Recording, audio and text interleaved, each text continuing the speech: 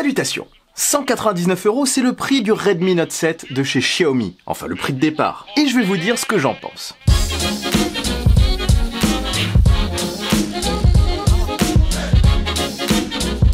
Esthétiquement, le Redmi Note 7 m'a tout de suite convaincu lors de son unboxing. Si vous n'avez pas vu la vidéo, d'ailleurs, je vous invite à aller voir, je la glisse dans la description. Il est vendu avec une coque fine plutôt basique qui marque pas mal franchement. Bonjour les traces de doigts. Elle englobe la coque de l'appareil mais ne dépasse pas au niveau de l'écran. Du coup avec cette coque, si vous posez votre portable face contre une table, eh bien l'écran ne sera pas protégé. Après, elle a quand même le mérite d'être là. Sans protection, le Redmi Note 7 fait vraiment bien fini pour sa gamme. Si ce n'est la partie écran qui ressort un peu, franchement je n'ai pas grand chose à lui reprocher. À droite vous retrouverez les boutons de volume et le bouton on-off. Ils tombent assez facilement sous le pouce, enfin pour ma main en tout cas. En dessous vous retrouverez le haut-parleur mono, à droite, qui a une qualité bonne pour son prix mais qui reste classique. Ne poussez pas le son trop fort sinon ça risque de saturer. Mais pas de problème, vous pourrez très bien utiliser des écouteurs Bluetooth, le Redmi Note 7 est d'ailleurs compatible avec le Bluetooth 5, mais aussi des filaires puisqu'il conserve en haut sa prise jack. Retour en bas, vous avez un port USB-C, pour ce tarif c'est plutôt cool. Notez que le Redmi Note 7 est compatible avec la Quick Charge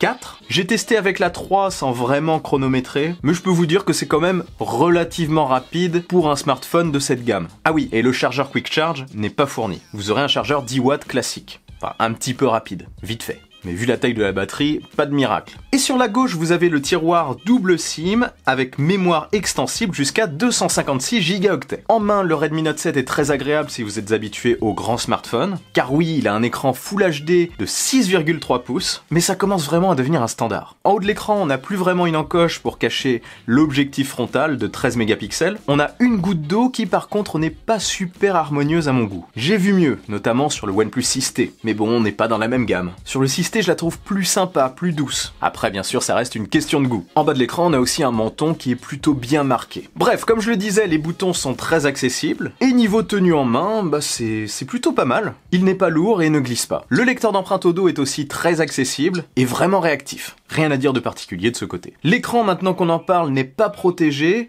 Certains smartphones Android sont vendus aujourd'hui avec une protection d'écran directement installée dessus. Là, ce n'est pas le cas. Si vous avez peur de rayer votre écran et que vous en cherchez une, j'ai vu que Rhinoshield en avait sorti une pour ce modèle. Je vous vois venir, la vidéo n'est pas sponsor du tout, c'est vraiment un titre informatif. Si vous êtes intéressé, je mets ça dans la description. L'écran lui-même, sinon je l'ai trouvé bon pour son tarif. Très lumineux, il respecte plutôt bien les couleurs, même si elles sont un peu froides dans leur globalité.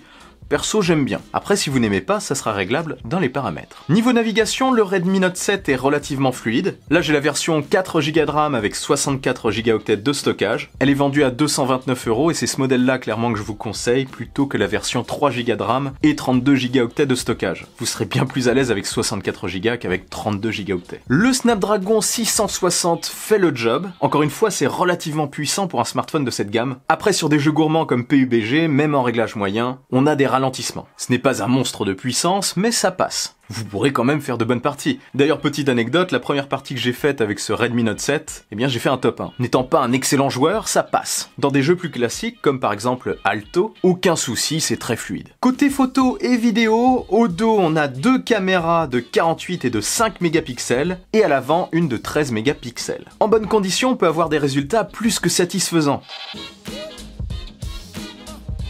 En mode portrait de face, le découpage est plutôt réussi quand il y a de très bonnes conditions. Au dos, c'est encore mieux.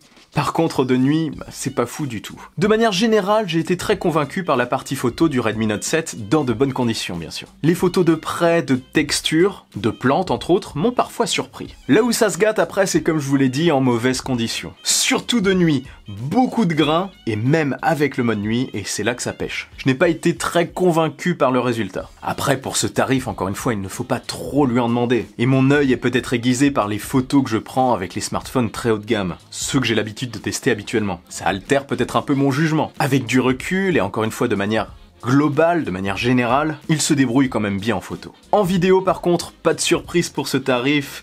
C'est pas fou, la stabilisation n'est pas incroyable, à l'avant comme à l'arrière. Au dos d'ailleurs on a une belle déformation de l'image sur le tour. Et l'autofocus, je l'ai pas trouvé très réactif. Après tout ça pourra peut-être s'améliorer avec des mises à jour.